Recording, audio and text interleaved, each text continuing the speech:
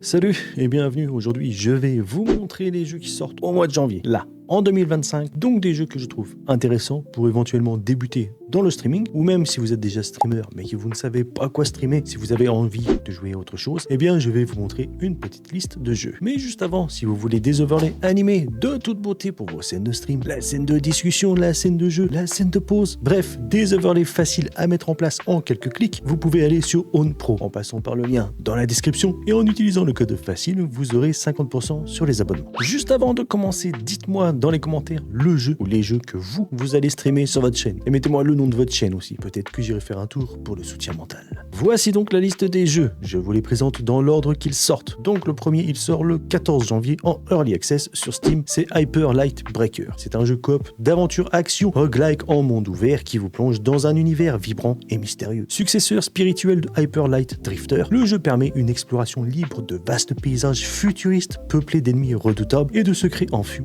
Le gameplay mêle combat dynamique, résolution de puzzles, loot d'équipements, destruction et construction stratégique pour affronter un mal ancien. Vous pouvez jouer en solo ou vous allier avec d'autres joueurs pour explorer des biomes variés, des ruines désertes aux jungles luxuriantes. Et comme c'est un roguelike, chaque partie est unique. La map et les ennemis sont générés de façon procédurale. Aloft, qui sort le 15 janvier en Early Access sur Steam, est un jeu de survie, bac à sable en monde ouvert, jouable en coop jusqu'à 8 joueurs. Et la particularité de ce jeu, c'est que vous explorez des îles flottantes, un peu à la Tears of the Kingdom. Chaque fragment d'île est une opportunité de construire une base personnalisée. Ouais, vous pouvez utiliser une île en tant que vaisseau et vous devez gérer des ressources pour survivre aux défis de l'environnement. Les joueurs naviguent entre les îles à l'aide de voiles et de planeurs, tandis que des tempêtes menaçantes et des créatures hostiles ajoutent une tension constante. Avec une progression basée sur la découverte, les joueurs peuvent débloquer des technologies anciennes et révéler les mystères de ce monde céleste. Pour les joueurs Switch, le 16 janvier, nous avons Donkey Kong Country Returns HD. Le remake en haute définition redonne vie au classique de la plateforme avec des graphismes modernisés et des contrôles fluides. Donkey Kong et Diddy partent à l'aventure pour récupérer des bananes volées. Alors ce n'est pas le Diddy qui est en prison, sinon ce serait pas des bananes qu'il irait récupérer,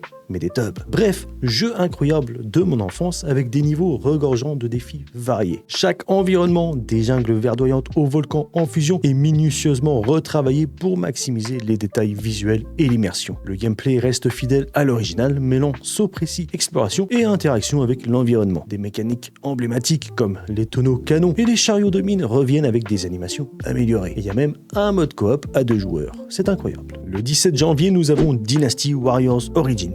Vous connaissez tous cette licence, non? Jeu d'action qui propose de vivre des batailles épiques de la Chine antique à travers une campagne richement détaillée, mettant en avant des personnages emblématiques des 3 royaumes. Avec des graphismes ultra détaillés et des animations fluides, chaque affrontement est un spectacle visuel. Les environnements vastes et interactifs offrent de nouvelles façons de combattre et d'explorer. Final Fantasy VII Rebirth sort enfin sur PC le 23 janvier, et là, j'ai pas vraiment besoin de vous le présenter, c'est déjà disponible sur PS5, c'est la suite de Remake, et cette fois Cloud et ses amis sont au-delà de Midgard, dans un monde immense plus ou moins ouvert, et qui dit version PC dit version plus belle, avec donc des graphismes améliorés et des performances optimisées. Après, ça, c'est ce qu'ils disent, hein. Moi, je me souviens de la version PC de Remake, et il y avait quand même des soucis d'optimisation. Le prochain jeu que je vous présente sort le 24 janvier sur PS5, Series X et PC. Ça s'appelle Synduality Echo of Ada. Vous incarnez un pilote de mecha accompagné de l'IA Ada pour explorer une terre ravagée dans un monde post-apocalyptique où la survie est un combat quotidien. Le gameplay alterne entre des combats frénétiques en robot et des phases d'exploration. Ada joue un rôle clé dans la narration, offrant des dialogues évolutifs et une aide tactique en temps réel. Le jeu propose également des mécaniques de survie et de gestion de ressources, rendant chaque expédition cruciale.